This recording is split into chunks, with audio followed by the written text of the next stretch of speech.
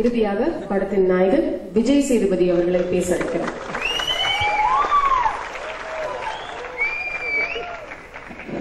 எல்லாருக்கும் வணக்கம்.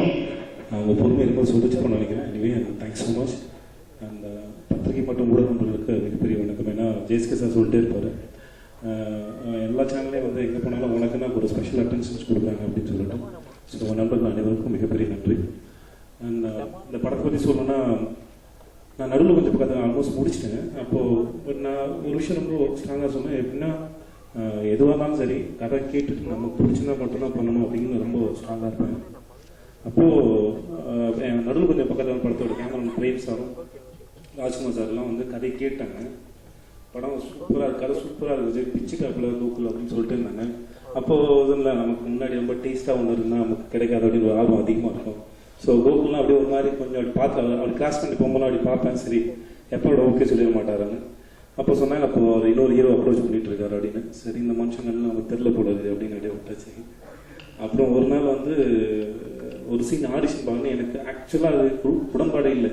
நான் கதை தெரியல, எதுவுமே தெரியல, பட் ஆடிஷன் மட்டும் பார்க்கணும்னு சொல்கிறாங்க. ஒரு மாதிரி இருந்தது. ஆனால் சரி அதுலேயே ஏதாவது பண்ணி அப்படியே அவரை அட்ராக்ட் பண்ணி கதை கேட்டுற முடியாது அப்படின்னு ஒரு ஆசை இருந்தது. அப்போ ஆடிஷன் பார்க்கும்போது அந்த பசுபதி சாரோட எதிர்வல் கோகுல் சார் தான் பண்ணுவார். அப்பயே அள்ளு கிளம்பிருச்சு ஆக்சுவலாக. ஏன்னா இவர் வேறு விதமாக டார்ச்சர் பண்ணுவார்ல. ஏன்னா ஒரு சீனை வந்து சார் சரியாக வரல, புரியல சார், ஒரு பண்ணுங்க அப்படின்னா அதை இன்னும் இம்ப்ரூவைஸ் பண்ணுவார். அடுத்த முறை இம்ப்ரூவைஸ் பண்ணுவார். வரவே வராது. நான் வந்து நான் ஒரு 10 நாள் வரைக்கும் ரிகர்சல் போயிருப்பேன்னு நினைக்கிறேன்.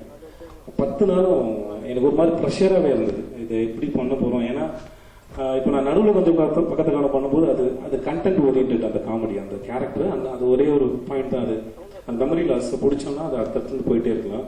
பட் இது சுமார் மூஞ்சிக்குமார் வந்து பாடி லாங்குவேஜ், பிஹேவியர் அது ரொம்ப டஃப்பாக இருந்தது. அதுவும் அவர்கிட்ட வந்து அது ரொம்ப பிரமாதமாக இருக்கும். நான் சும்மா அவர் என்னை பாராட்டிட்டார் அப்படிங்கிறத பாராட்டவே இல்லை.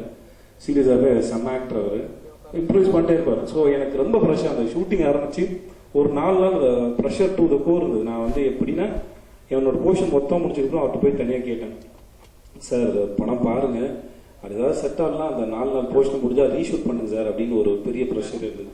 பட் படம் முடிஞ்ச அவதான் இல்லை விஜய் அப்படிலாம் எங்கேயுமே தெரியல, ரொம்ப நல்லா வந்தாலும் ஓவராலாக இந்த சுமார் மூஞ்சிக்குமார் சுமார் பாருங்க வளருது. இந்த சுமார் மூஞ்சிக்குமார் கண்டிப்பாக அவங்க எல்லாருக்கும் பிடிக்க ஒரு கேரக்டராக இருக்கும். அண்ட் படத்தில் இருக்கிற இன்னொரு சூப்பர் மூஞ்சி நம்ம அஸ்வின் சூப்பராக பண்ணியிருக்காப்புல. அண்ட் அஸ்வின் அண்ட் சுவாத்தியோட பேர் வந்து ரொம்ப நல்லா இருக்கும். அண்ட் எனக்கு பேரா குமுதா நந்திதா அப்படியே பக்காவாக பண்ணியிருந்தாங்க. அப்படியே அந்த ஏரியாவில் இருக்கிற பொண்ணு எப்படி இருக்குமோ அப்படியே இருந்தாங்க, அவங்க பாடி லாங்குவேஜ், பிஹேவியர் எல்லாமே. ஸோ ஓவராலாக இது ஒரு செம்ம என்டர்டெய்னர். அண்ட் இந்த படத்தோட டைட்டில் வந்து அதுக்கு எல்லா கலரு இல்லை கேரக்டர்ஸ் எல்லாத்துக்கும் முழுக்க கோகுல் சாரோட உழைப்பு. அவ்வளோ மனுஷன் அவ்வளோ உழைச்சிருக்காப்புல. கண்டிப்பாக இந்த படம் வேற யாருக்காக விடுதல் இல்லையோ அவரோட உழைப்புக்காக இந்த படம் மிகப்பெரிய அளவில் வெற்றி பெறும். அதுக்கு அவருக்கு என்னுடைய வாழ்த்துக்கள்.